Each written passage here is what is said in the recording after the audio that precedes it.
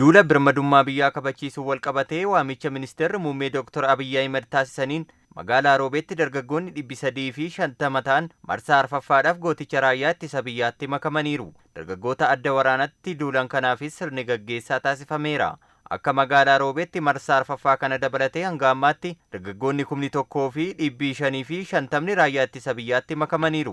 Dargaggoonni kunneen wayyaaneen kanaan dura uummata Oromoo sabaa fi sablammoota biyya kanaa irraan miidhaa adda addaa gahaa turte osoo nuti jirru garee shororkeessaa kun yeroo lammaffaaf deebi'ee biyya kana hin qabatu jedhan. Waggoota 27 dura dhiibbaadhaan hedduun hawwata keenyarra dargaggoota keenyarra waa hedduun miidhaa hedduun nurra gahaa ture. Dargaggeessi keenyallee immoo nuti har'a fakkeenya isaaniif taane akka nu duuka dhaabbatan akka muummicha ministeera keenya bira dhaabbannu jedhan. Ilma Oromoo ta'ee kan madaan qabne jiru kan hin madoofne kan ilmi jalaan duune kan haati jalaan duune jiru kan dura jechaadha. Anumarraa kaasee amma kan isa jaawwan amma waggaa 9 na'ee tajuuntan waggaa 9 hidhamee tan ba'ee obboleessa kootirree jeesteer tanumarraa kayoo sitti bu'ee jechaadha.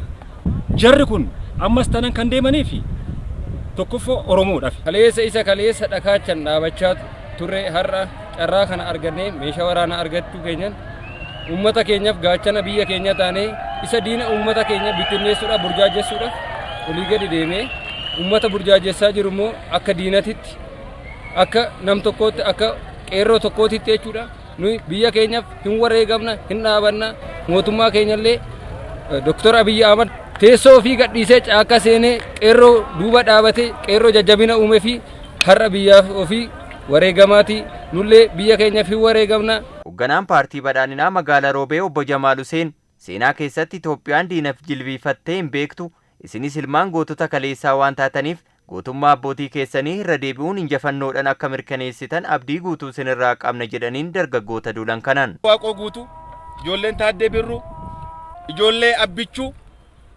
kan gootummaa malee sodaadhaan hin beekamne gootummaa keessa warra mirkaneessitan waan taataniif diina karaa adda addaatiin biyya keenya irratti aggaamu yeroo gabaabaa keessatti akka salphistan abdii isinirraa qabna.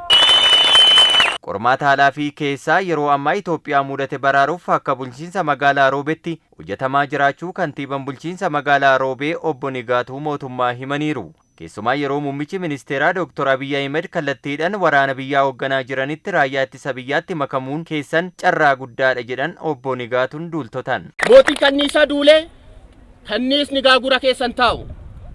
Muummichi ministeera keenya yeroo ammaa kana dirree waraanatti argama. Waraansisaa jira. Juuntaa dhahaa jira. Kanaafis akka abbaan injifannoo taatan abdii guddaa qabna.